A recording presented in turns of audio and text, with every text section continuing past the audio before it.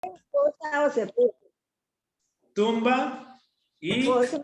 sepulcro. Hades y Seol. Aunque también recordemos que el Hades también incluye otro significado más que es muerte. Sí, muerte. Y que Hades precisamente es el nombre de uno de los dioses en la mitología griega que se encargaba o que se habitaba en el inframundo. ¿Sí? Y que también era llamado el Hades. Bien. También vimos acerca de Gehenna. ¿Qué es Gehenna? ¿O qué era el Gehenna? También conocido como el Valle de Hinnom.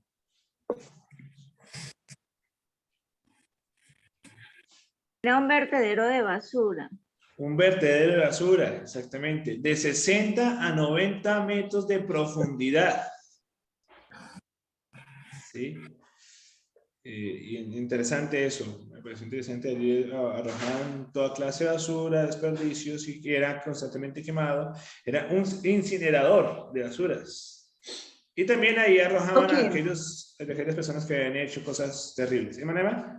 Creo que aún se utiliza ese método para las basuras. Creo que, exacto. Sí, en las ciudades o bueno, en los departamentos también hacen como un sitio profundo y allí echan las basuras para poder que se descompongan.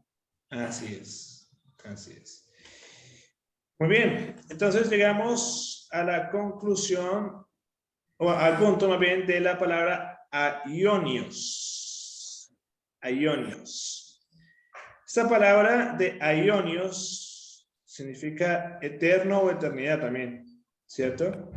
Ahora, aparece en esa palabra cuando dice que el fuego eterno, ¿no? De Mateo 18:8 y de Mateo 25:41, ¿no? Que cuando dice, entonces diré a los de la izquierda, apartados de mí, al fuego eterno, preparado para el diablo y sus ángeles.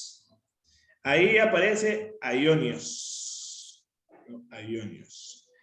Ahora, en ambos textos, la palabra griega original es aionios, y por ejemplo, en la palabra en Mateo 18:8 es aionion. Y recuerden que eso es griego, ¿no? Eso es griego. Aionion. Sobre todo en Marcos 3:29, cuando dice culpable para siempre, o en Hebreos 6:2 de juicio eterno, y en Judas 7 como fuego eterno. Algunos utilizan esa expresión de fuego eterno con el aionios, así como está escrito, así se pronuncia, ¿sí? Aionios. Dicen que ese fuego, o esa palabra de fuego eterno y esos textos aluden a que sí existe el infierno porque es un fuego que dura ¿para cuándo? Sin tener en cuenta todavía todo lo demás. ¿Que dura para cuándo? Que dura siempre, sí, es que para dura para ellos. siempre. ¿Sí? Entonces ellos dicen que no, es que la palabra de fuego eterno y esa palabra de aionios, que significa eterno o eternidad también, alude que realmente sí existe un lugar en donde hay un fuego que siempre está ahí encendido y que está preparado para el diablo, sus ángeles y para todos aquellos que cayeron y que se dejaron seducir por el mal. Ahora, vamos a ver algunas cosas y es lo siguiente. A ver, aionios, que significa, ya saben qué significa aionios. Fuego eterno. No. Fuego es otra palabra, pero aionios significa eterno. Eterno. Recordemos eso, eterno. Y en mi versión, Benjamín, también sí. Judas dice fuego eterno. Sí. Y eso es lo que vamos a ver. Cuando habla, por ejemplo, aionios, se refiere a una clase de fuego que destruye a los impíos y a todo que tenga maldad. El fuego del infierno es eterno en su naturaleza, pero no en su duración. Es decir, ¿cómo así que es un fuego eterno, pero por naturaleza, pero no en su duración? Bueno, es un acto de destrucción cuyos resultados son eternos. Ahí está la clave. Quiero que leamos de esta forma porque así es como nos va a explicar. Incluso Judas 7 nos va a decir eso. Vean lo que dice aquí. En Judas 7 aparece y dice, como Sodoma y Gomorra y las ciudades vecinas, las cuales de la misma manera que aquellas, habiendo fornicado e ido en pos de vicios contra la naturaleza, fueron puestas, por ejemplo, sufriendo el castigo del fuego eterno. Allí también vuelve a aparecer la palabra aionios. Pero la pregunta es, si ese fuego era un fuego que iba a durar para siempre, entonces, ¿por qué razón hoy ese mismo lugar no se encuentra ardiendo?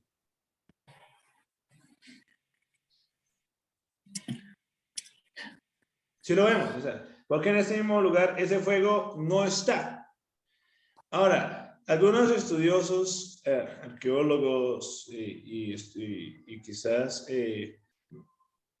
sí, más que nada los arqueólogos, que son los que están buscando ello, han estado tratando de buscar evidencias de la existencia de Sodoma y Gomorra, y todos han apuntado a que dicho lugar en donde se encontraban estas ciudades eran, tienen un punto en común y que hay una concordancia muy interesante. Hay científicos también han analizado eso, que donde se encontraba Sodoma y Gomorra actualmente es cerca o se encontraba en donde está el famoso lugar del Mar Muerto, el lugar más salado del mundo, y concuerdan en evidencias científicas que quizás por allí cerca o allí estaría debido a que ese mar es tan salado que tuvo que haber existido algo, un evento anterior o previo que hiciese que se llenase de toda esa cantidad de mineral ese mar, ¿cierto? Y que algunos aluden de que eso fue seguramente debido a la forma en la que fue destruida Sodoma y Gomorra por medio de la lluvia de fuego y azufre. Ahora, la pregunta es, sabiendo ello, ¿por qué en ese lugar, en los aledaños o allí en el Mar Muerto, por qué todavía no sigue existiendo fuego? Si era un fuego eterno con lo que fue castigado Sodoma y Gomorra. Benjamín, ¿Sí? Es que- Bueno, Emma. el fuego eterno no se refiere también al fuego del cielo. El fuego del cielo es eterno. Fue hermano Benjamín. castigado, como fue castigado desde el cielo, Ujú. no se refiere entonces al fuego de Dios, o sea, al fuego eterno, porque ese sí es eterno. Sí, y podemos No decir, sabemos, Benjamín. podemos decir lo que sí, ya le doy la palabra a hermana Olga. Podemos decir lo que sí, hermana Emma, solamente que hay una cuestión, que igual, si fuese el fuego del cielo, obviamente también podemos aún así, ese fuego todavía no sigue ardiendo. Es que, no sigue, es que- exacto, es todavía que- no sigue ardiendo no, porque es de la tierra. Es que ahí es donde vamos a ir. Exacto. Hermana Olga. Es que es eterno porque viene de Dios, porque es Dios el que lo envía, pero que en la tierra no puede haber nada eterno porque esto es finito. Entonces, por eso no está ardiendo, no sigue Bueno. ardiendo porque ya fue para ese tiempo, para el momento en que se dio ese Sí. castigo, ¿cierto? Sí, pero También, también... Benjamín, La ajena, esa viene, que esa era de los judíos, eso era del hombre, ¿cierto? Ajá. Entonces, es la diferencia. Dios es eterno, el hombre no es eterno. y el Ajá. fuego de Dios es eterno. Sí. Pero Benjamín, en las traducciones que tú hacías ahí en el computador, que traducías que el griego, que varios idiomas, ¿qué dice sobre ese versículo? Sí, ¿Te acuerdas incluso que vamos a mirarlo aquí. Sí, palabra? vamos a mirarlo acá. Pero creo que terminar con es una cosa para aclarar, ¿no? Ese fuego eterno con el cual fue destruido Sodoma y Gomorra, que utiliza la palabra aquí eterno, recuerden que no quiere decir de que el fuego tenga como naturaleza el ser eterno. No se habla con respecto a ese tipo de cosas, sino que se habla es que ese tipo de fuego iba a tener resultados eternos. A eso es que es importante que comprendamos, porque debido a esto, o es uno muy diferente decir que el fuego como tal, la llama, tiene una característica de eternidad cuando realmente no, ¿sí? Porque no existe una llama que sea eterna, ¿cierto? Sino que más bien lo que va a ser el resultado de esa destrucción, de que lo que caiga en ese fuego va a tener consecuencias de destrucción para siempre, por toda la eternidad. Es decir, que lo que caiga ahí va a desaparecer para siempre. Sí, ¿Sí? sí, hermano. Bueno, Que va a haber Benjamín, un cielo, una tierra nueva. el concepto prácticamente de eterno es desaparecer, ¿sí? Desaparece para siempre. Del fuego, sí. Ajá. Lo único que a mí para nosotros, para el ser humano, desaparece todo. Pero aquí está mi pregunta, un poco, como dice uno, que lo pone a uno a pensar. Sí. Para nosotros y para Sodoma y Gomorra y los vecinos y todo, eso desapareció. Sí. Pero para Dios, no. ¿Por qué? Porque Sodoma y Gomorra, la palabra de Dios y el mismo Jesús dice, tendrán más misericordia el Dios para con ellos que para con ustedes, los judíos, o para los impíos de la época de Jesús. ¿Sí? Cuando se le vaya a dar, cuando se va a dar la sentencia, vamos a decir así, final, ¿cierto? O sea que ellos sí murieron, desaparecieron, pero también van a resucitar los sodomitas para el juicio final, ¿cierto? Sí, sí, claro. Por eso es que tenemos, o sea, tenemos que entender una cosa. Y ese es un ejemplo, hasta Jesús lo dijo. Sin embargo, obviamente ellos van a tener que resucitar para ser juzgados. Obviamente cuando Cristo venga a hacer el juicio, cuando Él pase de ser el abogado a ser el juez. Pero lo que quiero que nos centremos es más que nada en esta palabra de fuego eterno. Cuando ustedes vuelvan a ver ese texto de fuego eterno, ustedes van a decir que es que ese fuego o esa candela o esa llama va a durar para siempre, o se habla de lo que hace ese tipo de acción, de destruir por completo y para siempre. ¿Cómo lo van a interpretar ustedes ahora? Es lo que hace. Lo que De lo que hace. Lo que hace ese tipo de acción es destruir para siempre el mal. Así es, pues es importante Exacto. que lo reflexionemos. Ahora mira, las ciudades de Sodoma y Gomorra perecieron siglos antes de que se escribiera Judas 7. Y dice que recibieron el fuego eterno, pero debemos notar que ese fuego se extinguió cuando hubo completado su obra de destrucción. El fuego eterno de Dios no es eterno en su duración, sino en sus resultados. Sus efectos serán eternos, destrucción definitiva, completa o total. ¿Sí? Exacto. A Sí, eso se refiere. A eso se refiere. Vamos a ver si voy a mostrar aquí un poquito más, voy a salir un momentico de acá para mostrar lo que dice Judas 7 en el lenguaje original, ¿no? Incluso aquí tengo abierto uno, a ver, voy a compartirles la pantalla, donde aparece también fuego eterno. Acá está. En este de Mateo 18:8 dice, por tanto, si tu mano o tu pie te es ocasión de caer, córtale y échalo de ti. Mejor te es entrar en la vida cojo, manco, que teniendo dos manos o dos pies sin ser echado en el fuego eterno, ¿no? Ahora, eterno, aquí le aparece, voy a volver un poquito más grandecito. Aquí está la palabra de eterno.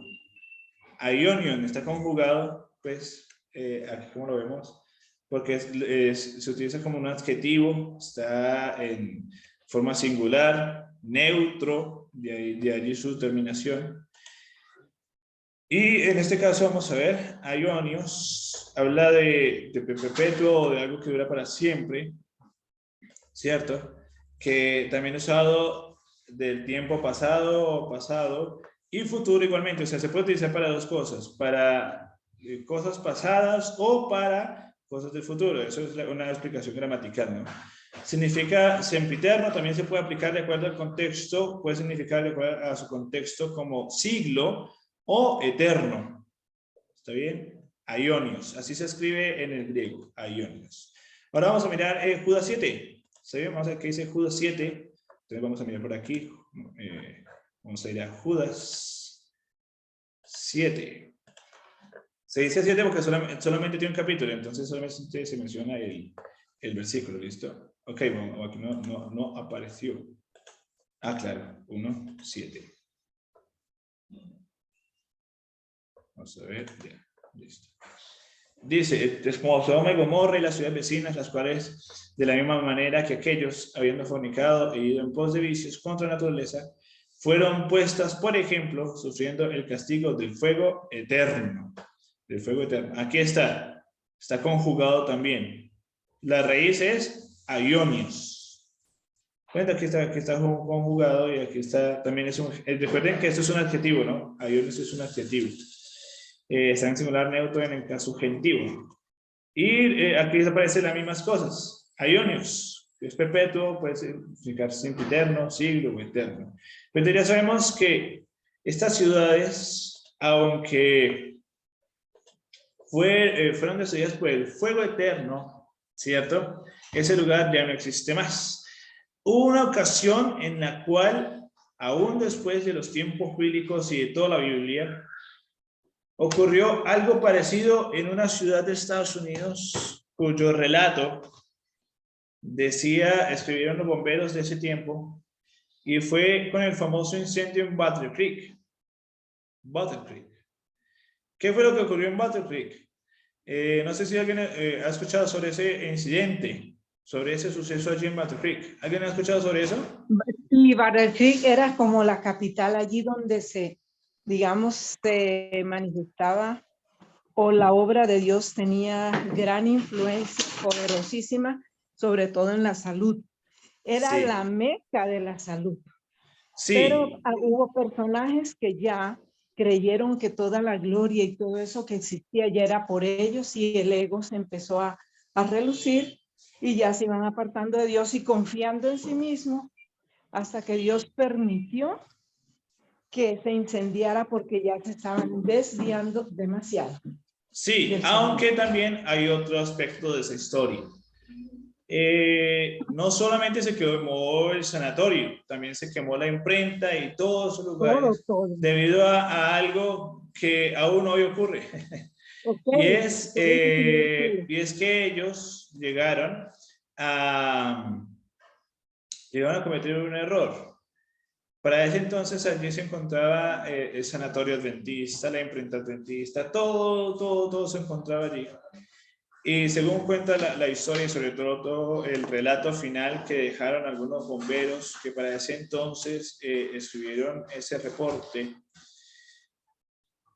cuando ellos llegaron para apagar dicho fuego, no lograban hacerlo debido a algo que ellos no se explicaban, o sea, ¿por qué razón eso no se quema? Después de que todo se quemó, pero porque esto no se apaga, perdón. Después de que todo se quemó, allí ese fuego se extinguió. Tenemos que entender entonces, mis hermanos, fuego eterno no habla en cuanto a la duración de dicho elemento natural. Habla en cuanto a su destrucción definitiva, completa y total, donde no va a quedar memoria alguna de algo que entre allí. Entonces, esto ya nos dice mucho en cuanto al tema del infierno, ¿verdad? Esto ya nos dice demasiado en cuanto a ese tema, y es que cuando se habla de fuego eterno no se hace referencia al tema de la duración de dicho lugar, o que, como lo mencionan algunas congregaciones, que es un lugar de tormento eterno porque va a estar ardiendo un fuego eterno, pero no se habla sobre eso. Y si no existe el fuego eterno, sino que es en cuanto a su destrucción, entonces, ¿qué características tendría el infierno si no existe un fuego eterno? ¿Sí lo vemos? Ahora, la parábola del rico y Lázaro. ¿Cuántos han escuchado sobre esa palabra? A ver, ¿en dónde ocurre la parábola? Pues allá en los judíos, ¿sí? No. ¿En dónde ocurre? Según la parábola, ¿en dónde ocurre la parábola? En el infierno. En el infierno, porque Jesús toma una situación que ellos utilizaban y creían. Pero el lugar. Sí. Según eso, ocurría en el cielo y en el infierno. Esos son los dos lugares. ¿Listo? Listo. Ahora, según eso, según la enseñanza de que está diciendo Jesús, él dice, a ver, en la parábola está Abraham y Lázaro en el cielo, y está el rico en el infierno. Y muchos utilizan la parábola de rico y Lázaro para decir que Jesús, por medio de esa parábola, estaba haciendo alusión de que existe el infierno. Vamos a ver entonces una cosa aquí. A ver. Un argumento presentado por los que creen en el infierno es la de la parábola de rico y Lázaro, pero un estudio cuidadoso de esta parábola nos arroja luz para no ser engañados ni creer tal falsedad. La parábola del rico y Lázaro se encuentra en donde? En Lucas 16, búsquenlo ahora. Lucas 16, 19 y 31, ahí para que lo puedan marcar. ¿Listo? Lucas 16, del 19 al 31. Allí se encuentra la parábola del rico y Lázaro. Ahora, primero, una doctrina, y ese es uno de los errores principales que se comete al utilizar este tipo de enseñanzas con el propósito de crear una doctrina. La doctrina del infierno jamás se basa en una parábola o una doctrina como tal. Cualquier doctrina jamás se debe basar en una parábola, porque una parábola es simplemente ¿qué? ¿Qué simplemente es una parábola? Una parábola, ¿qué solamente es? Ahí está en las pantallas. ¿Qué es una parábola? Una ilustración. Un ejemplo. Un ejemplo. ¿Para qué? Para poder enseñar o extraer de ese ejemplo, de esa ilustración, una lección. De esta parábola no podemos sustentar una doctrina porque eso sería edificar sobre arena, y es precisamente lo que han hecho muchos de los que se basan en esa parábola para creer en esta doctrina, lo que dice esta investigación. Ahora, ¿por qué ellos dicen eso? ¿Por qué el autor de este estudio dice eso? Resulta que utilizar esta parábola para decir que Jesús estaba avalando la existencia del infierno, entonces es como decir que todas las parábolas se pueden aplicar de forma literal. De forma literal. ¿Cierto? Eso quiere decir que si basamos todas las parábolas de Jesús de forma literal, tal como él las dijo, entonces Jesús realmente no se estaba inventando nada, sino que él estaba utilizando es lo que él veía, ¿cierto? Lo que él viese. No, y que lo otro sería que entonces también nos tocaría quitarnos los ojos, las manos, pero eso también era... Porque eran enseñanzas, claro. Sí. Quita el ojo o déjate pegar, que te peguen más, no importa si te pegan, déjate pegar. Tenemos que utilizar todo de forma literal, y realmente no tanto es así. Recuerden que muchas parábolas de Jesús, él utilizó lo que había sucedido en su tiempo y le dio un final diferente para explicar cómo iba a ser la segunda venida de Cristo. Y es allí, mis queridos hermanos, por ejemplo, tenemos la historia del hijo pródigo, que fue una historia real, en donde todo el mundo conocía qué fue lo que sucedió, pero que Jesús le cambió el final. O sea, en el tiempo de Jesús, esa historia era muy conocida debido a que el hijo, cuando llegó, en la historia real, cuando el hijo llegó ante el padre sí lo trató a él como un siervo y no tanto como un hijo. Jesús, conociendo esa historia, que era muy conocida en su tiempo, lo que hizo fue él cambiar el final y mostrar qué sucede cuando una persona viene y se presenta ante Dios reconociendo su pecado. También era muy conocida esta historia de que después se convirtió en la parábola del rico y Lázaro, debido a que era una fábula en el tiempo de Jesús de origen egipcia. Jesús lo que hizo fue eso, ¿no? ¿Cómo? El padre sí lo trató como siervo, como en la realidad, sí. Lo que hizo Jesús fue cambiar la historia y cambiar el final. Sí, cambiarle el final. Creo que vemos entonces que recuerden que para este tiempo, cuando Jesús cuenta esta palabra, los judíos habían sufrido un cambio en su identidad porque se habían helenizado. Y recuerden que una de los territorios que fueron conquistados por los griegos fue Egipto. ¿Recuerdan que eso fue un conquistado? ¿Y quiénes fueron los que conquistaron a Egipto de los griegos? ¿Cómo se llamaba esa nación? Los del norte eran los seleucidas, y los del sur en Egipto, ¿cómo se llamaban ellos? Los Ptolomeos. Los Ptolomeos, muy bien, no se nos tiene que olvidar. Los Ptolomeos. Ellos después fueron conquistados por Roma y empezaron a adoptar también. Roma era muy conocida por adoptar muchas de sus creencias. Y esa contaban mucho, y los romanos preservaban mucho el arte y las canciones y la literatura, con excepción de que ellos destruyeron a Alejandría, la Pero biblioteca de Benjamín, Alejandría. Sí, Emma. me gustaría aclarar lo que tú dices entonces, que donde dice, cuando dijiste que entonces cuando le pegan, que le sigan pegando, me gustaría aclarar esa parte. Sí, recordemos que eso es una ilustración o un ejemplo que Jesús está diciendo de ir mucho más allá. O sea, de, no tanto de dejarnos pegar y todo eso. Jesús no quiere decir de que tú te dejes pegar. Lo que quiere Pero decir... ¿cómo es que dice esa parte de la Biblia? ¿Cómo es que dice? Ah, ok. Lo que dice el Para texto. poderlas... Que si Sí. te pegan en una mejilla, volteale Poner la también la otra. Ah, ok, sí, así dice, sí. Ok. ¿Sí? Pero no quiere Entonces, decir que ahora todos nos tenemos que dejar pegar. No, lo que quiere decir es que tenemos que aprender, primero, a perdonar y segundo, al mal contestarle con el bien. Cambiar la actitud. Cambiar la actitud, exacto. A eso se refiere. No quiere decir de que tú te vas a estar dejando pegar, sino cambiar claro, tu porque es actitud. que al pensar que nos tenemos que dejar pegar, estamos también comprometiendo Ajá. lo que es comprometiendo nuestra autoestima.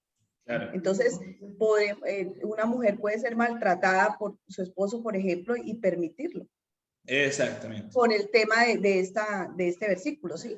Así Por es. ejemplo. Por eso es que no podemos tomar las enseñanzas de Jesús como literales, ni siquiera sus parábolas. Por ejemplo, esa parábola de Rico y Lázaro. Y basarnos en una parábola para crear una doctrina también es un error. Es un error de tipo hermenéutico. ¿Sí?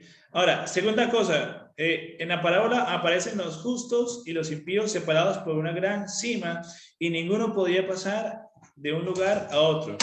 ¿Qué felicidad podría haber si se está viendo a un familiar sufrir del otro lado? ¿Qué felicidad se sentiría ver quemándose al mejor amigo? No podemos aceptar esta palabra como literal simplemente porque es contradictorio al lugar de paz que es prometido.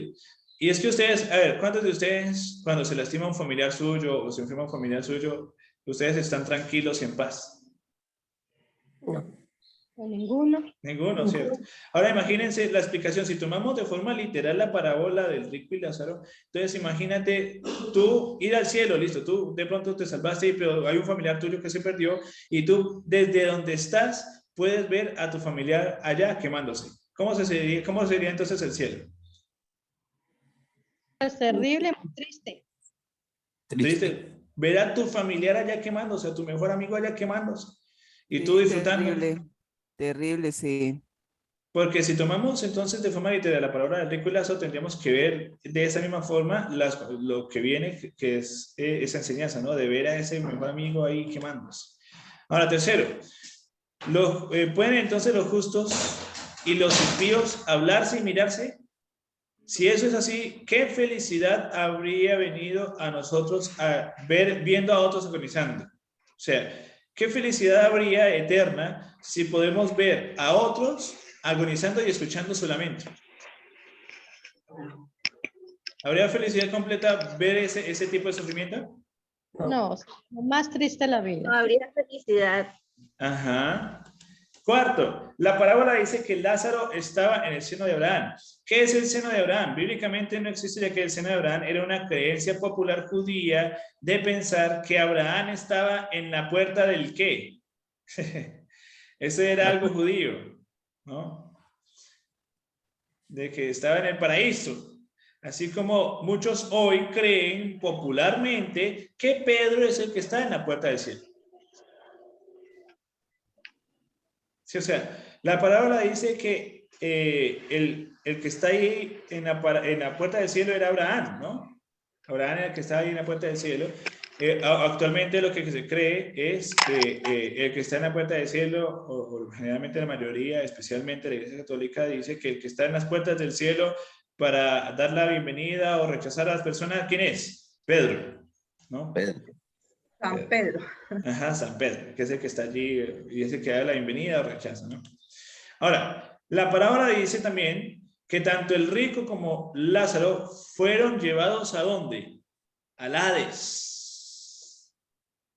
Si el término Hades lo entendiéramos como infierno, entonces, ¿qué hacía Abraham allí? ¿Qué hacía Lázaro en el Hades?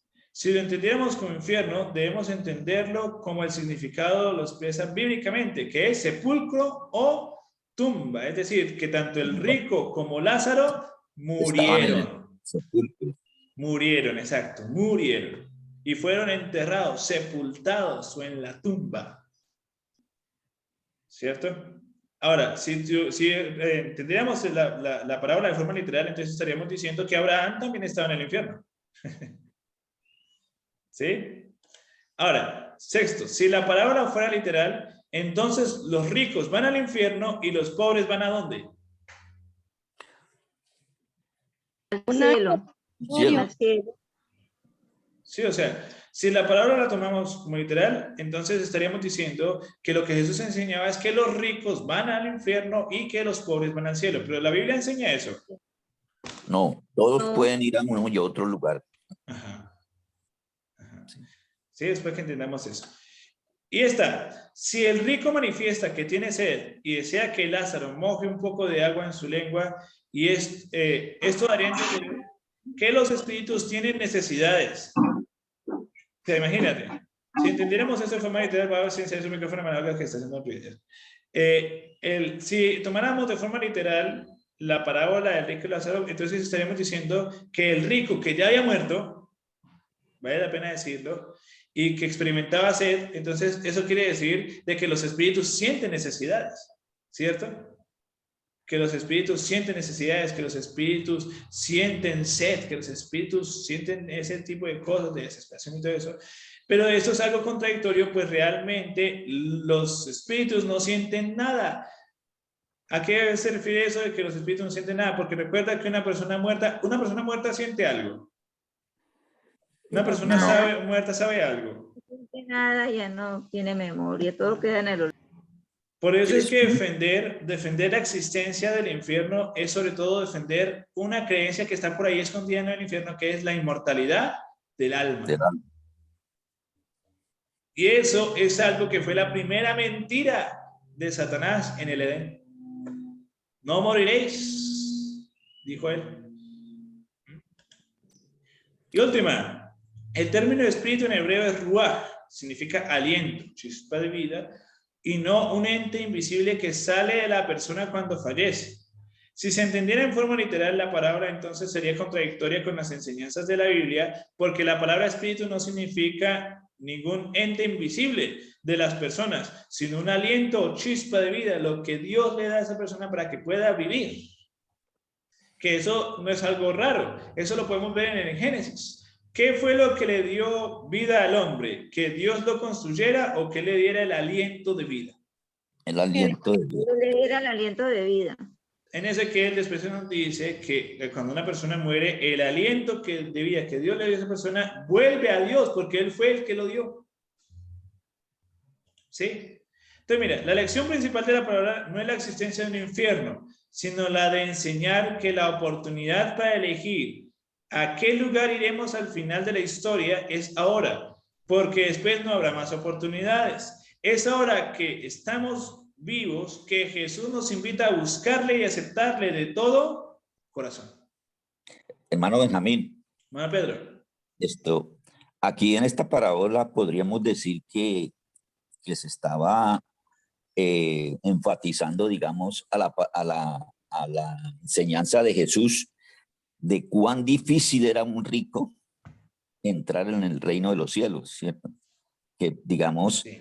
Allí están mostrando que el rico está sufriendo, ¿sí? Sí.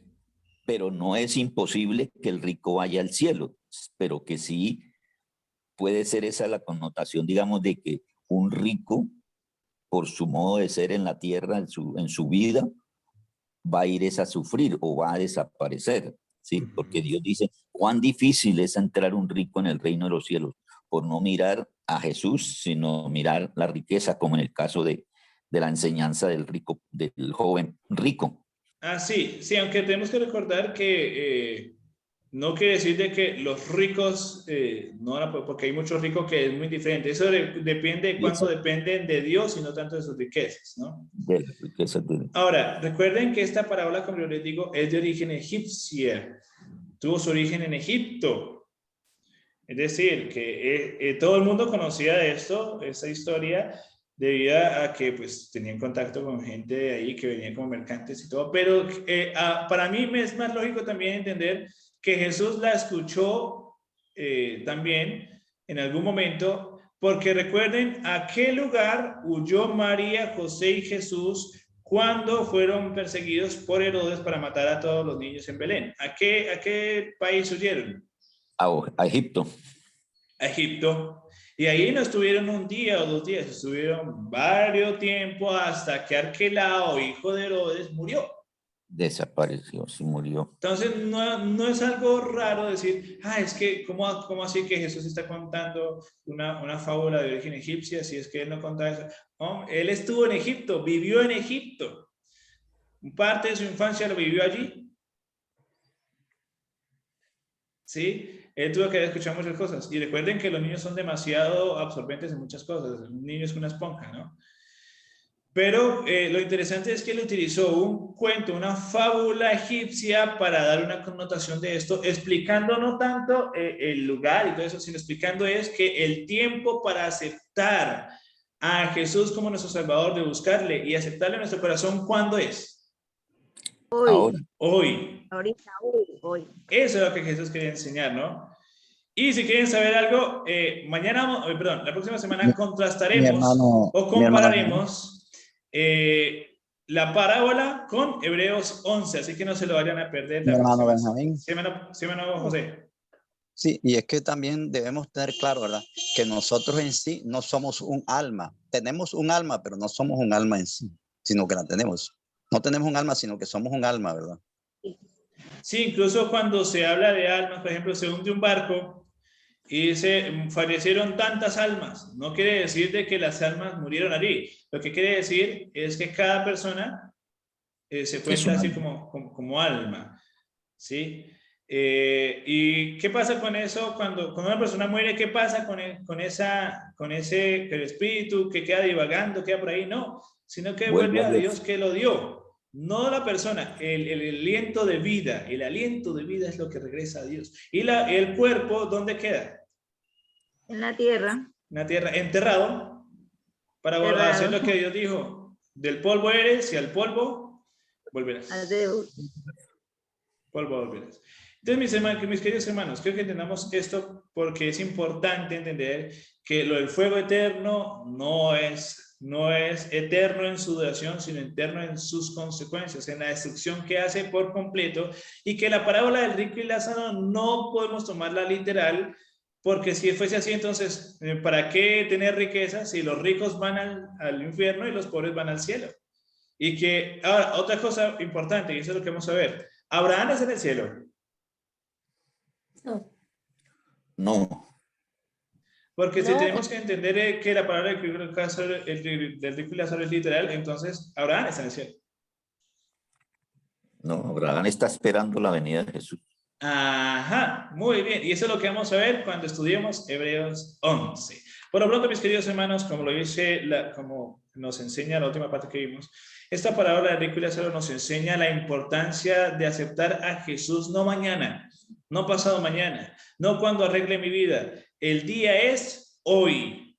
Hoy es la oportunidad para hacerlo. Hoy que estamos vivos es que tenemos que hacerlo, no mañana. El mañana no ha llegado y el ayer ya se fue. Mañana es incierto, pero por lo pronto que tenemos el hoy, es importante hoy aceptar a Jesús como nuestro Salvador y abrirle las puertas de nuestro corazón. El resto será una gran aventura que viviremos con nuestro Salvador. Oremos, mis queridos hermanos.